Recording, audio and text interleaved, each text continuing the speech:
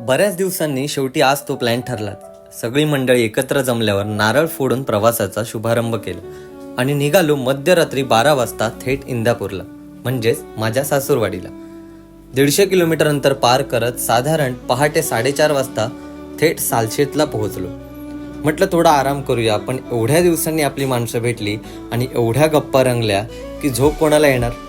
कधी सकाळचे 7 वाजले काही कळलंच नाही।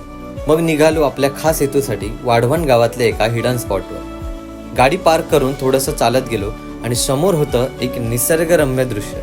मन तृप्त होऊन गेलं इतकं की वेळ कसा गेला कळलंच नाही। मग सगळ्यांना लागली जोरात भूक आणि मग बाहेर काढला आणलेला सगळा संसार आणि तिथेच मांडला। मस्तपैकी कॉर्न आणि मॅगीवर ताव मारत पुन्हा थोडा वेळ एन्जॉय केलं आणि मग परतीची वाट धरली।